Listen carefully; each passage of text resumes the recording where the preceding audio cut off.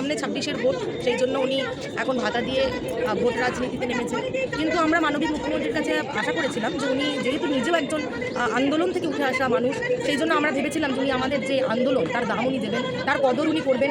আমরা যে 15,000 টাকা মিনিমাম আমরা কর্মবিরতি করছি, আজকে কর্মবিরতি 46তম দিন।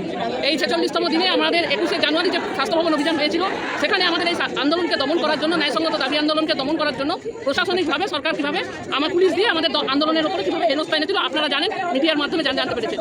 আজকে মুখ্যমন্ত্রী ঘোষণা করেছিলেন যে সবুরে মোয়া ফলে সেক্ষেত্রে আমরা সবুর করেছিলাম আমাদের এই যে আন্দোলন, যে ন্যূনতম মজুরির যে দাবি, এই ন্যূনতম মজুরির যে দাবি ছিল, আমাদের ন্যূনতম মজুরি 15,000 টাকা দিল দাবি ছিল, সেটা কালকে আমরা বাজেটে দেখলাম 1,000 টাকা দিয়েছে। এই 1,000 টাকা আমরা মাসে বেতন, আমাদের যে দাবি ছিল কর্মবিরতির পক্ষে, সেটা হচ্ছে মাসিক বেতন ন্যূনতম 15,000 টাকা করতে হবে, কর্মরত অবস্থায় আশা করি মৃত্যু হলে 5 লক্ষ টাকা করতে হবে, মাতৃত্বকালীন ছুটি দিতে হবে, সরকার যে ঘোষিত ছুটিগুলো আমাদের দিতে হবে, আর হচ্ছে বুধবারে একদিন দুদিন পর কামাই করলে আমাদের টাকাটা কেটে নেওয়া হয়, সেই টাকাটা কাটা যাতে না হয়, আমরা অন্য দিনকে কাজ করে দেবো সেইটার কথা ছিল।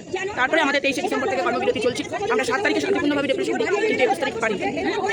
উনি যা করেছিলেন সেটা ওনার বিরুদ্ধে বুমেরাঙের মতন ফিরে গেছে। কেন কি যে উনি চেয়েছিলেন কিছু পারবো না, আমাদের যেখানে দাঁড় করে দিয়েছে আমরা সেখানে আন্দোলন করেছি। 259 জায়গায় আন্দোলন হয়েছে। আমাদের কথা হচ্ছে আমরা ডিসেম্বর মাসের মার্চ মাসে সবই আরেন্ডিং মাস রিপোর্ট দিতে হয়, আমরা কোনো রিপোর্ট দেবো না। উনি যেরকম ভোটের পরে আমাদের বর্ধিত টাকা দেবেন, আমরাও সমস্ত রিপোর্ট ভোটের পরে দেবো, ভোটের আগে দেবো।